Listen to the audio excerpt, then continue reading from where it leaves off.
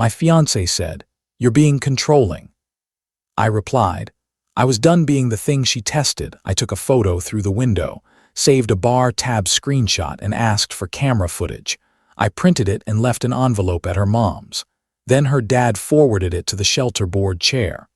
The voicemail snippet came through the car speakers while I was parked outside the ferry terminal in Sequim. A woman's voice laughed and said, "Tell her your friends dared you to do better than him." Then the message cut off, and the dash went quiet like it was holding its breath.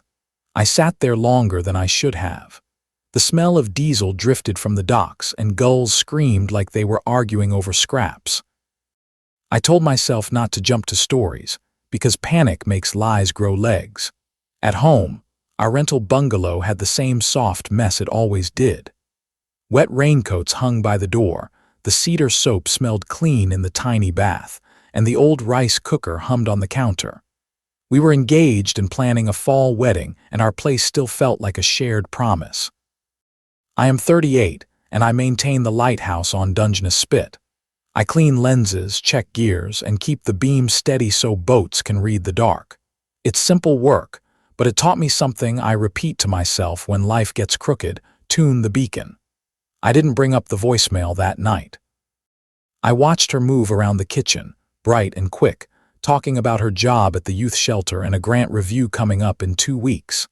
She kissed my cheek and went to shower, and the quiet sat heavy. Here's the first piece of advice I can give you. When something feels wrong, slow down before you speak. A calm mind hears better than a loud one. The next day at work, the sea air burned my nose. I climbed the iron steps, the wind tugging at my jacket like it wanted answers. Halfway up, I remembered the voicemail again, and I had to grip the rail to steady myself. I tune the beacon at the start of every shift. You clean the glass, you test the motor, and you let the light settle into its path. People think it's lonely up there, but the beam reminds me I am not alone when it works. That afternoon, I asked her about the message. I said I heard a snippet in the car and wanted to know what it meant. She laughed and said it was nothing, probably a wrong number that slipped through. That was our first confrontation. She denied it, light and easy, and went back to folding towels. I told myself to trust the woman I planned to marry. 2 nights later, I walked to the Harbor Lantern taproom to pick up takeout. The place had strings of warm bulbs and a small stage, and a band was warming up. I stood outside to wait because the patio was full. Through the window, I saw her. She was sitting on a tall stool, and a man in a denim apron had an arm around her waist. She slid off the stool and sat on his lap like it was the most natural thing in the world. I didn't move. My hands felt cold, even though the night was mild. This is the part that still tightens my chest when I say it out loud. I took out my phone and took a picture. The glass reflected the bulbs, but her face was clear and his grin was wide. The man was a mobile espresso cart owner I'd seen around the pier, known for tossing latte art in the air like a trick. I didn't go inside. I stepped away from the window and leaned against the brick. My head felt like a room with all the lights on and none of the doors open. Here's the second piece of advice. When you find proof, don't rush to argue. Save it. Let it sit so it doesn't get twisted by heat.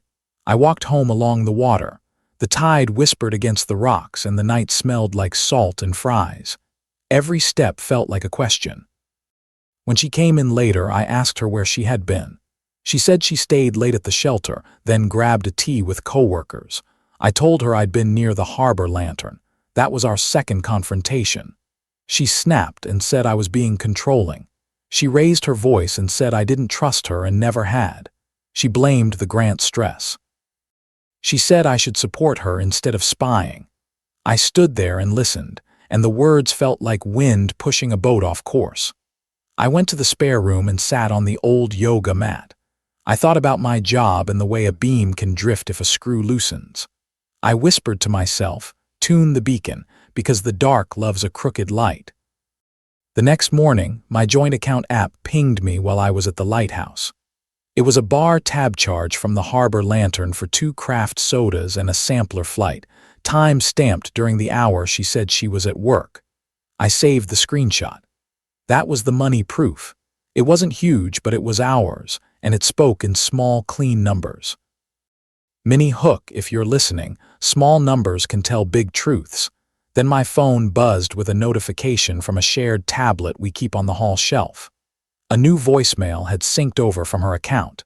It was the same friend from before, laughing, saying, "So did you prove you could do better than him yet?" That was the communication proof. I sat on the lighthouse steps and listened to it twice. The sea moved slow and patient, like it already knew. I drove back to town and stopped at a storage shed near the pier where the taproom keeps spare chairs. A sign on the door said the owner could show footage if something was lost. I asked about a lost jacket from the patio 2 nights before. The owner, a woman with silver hair and a tired smile, pulled up the camera. There it was, the wide-angle view of the window and the patio. You could see her slide onto his lap, see him lift his cup in a toast, see the grin they shared. That was the killer receipt. Security footage doesn't argue, it just shows. Here's the third piece of advice. If you're going to walk away, walk with facts. Facts don't follow you home. I didn't confront her again in the house. I printed the still from the video and the photo from my phone. I wrote a short note, calm and plain, and drove to her parents' place on Bell Hill. Her parents have a neat place with wind chimes and a lemon tree. I rang the bell, but only her mother was home. I handed her the envelope and said, "Please give this to your husband. It's about your daughter." Inside was the picture, the still, and the line I wrote. "Your daughter at her best." I didn't add more because more would turn it into a fight. I left. On the drive back, my hands shook, then stopped. The sky had that pale stretch before full dark, and it felt like a held breath. She called me before I made it home. She was panicking, words tumbling over each other. She said her dad had seen it and wanted to talk. That night, I didn't go back to the bungalow. I took a room over a bakery in town that smelled like warm sugar and yeast. I sat on the bed and listened to the mixer hum downstairs. I met an older lawyer named Corbin at a late-night fish shack by the marina. The oil popped in the fryer and a radio crackled behind the counter. Corbin had a calm face like someone who has watched many storms pass. He didn't lecture. He said, "Save everything. Say little. Let consequences find their door." He sipped his tea and looked at me like he believed me. The next day, her father forwarded the packet to the board chair of the youth shelter. There was a code of conduct clause about public behavior and conflicts that could harm the kids. A review was scheduled before the grant meeting. The espresso cart guy vanished from the pier. His cart was gone, and a friend said he took a short job inland. When trouble shows up, people who like easy smiles learn new roads. She came to the bakery room that evening. That was our third confrontation. She denied first, said the footage was fake and the picture was a trick. Then she minimized. She said it was just sitting, just a joke, nothing happened. She said everyone sits like that sometimes. Then she partially admitted. She said her friends dared her to see if she could do better, and she wanted to feel wanted. She said she didn't think it would hurt. Then the emotional move came. She cried and said she needed me and that her dad was ruining her life. She reached for my hands and said we could fix this if I helped her. I pulled my hands back. I said I was done being the thing she tested herself against.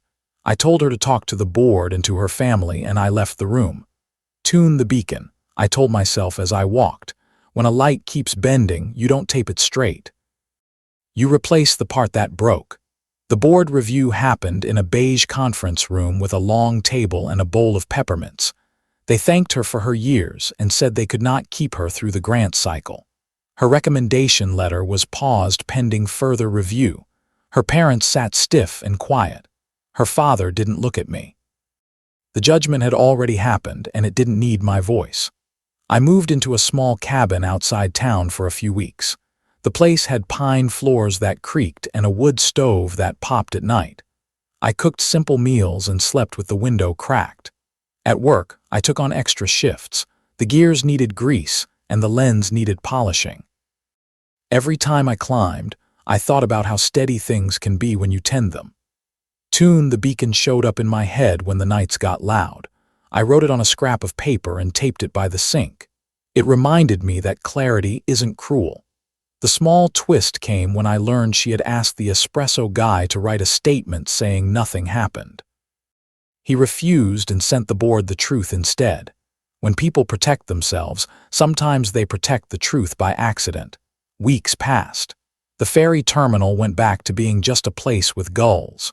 The bakery room turned into a memory. Months later, the shelter posted a new director. Her name wasn't on the list. The grant went through anyway, which meant the kids were fine. I was promoted to lead technician at the lighthouse that spring. I trained a new hire how to clean the glass without streaks. I told him to slow down and listen to the beam. Tune the beacon still. Not as a warning now, but as a habit. She tried to reach me once through an email. It was short and said she was sorry and hoped we could talk. I didn't reply.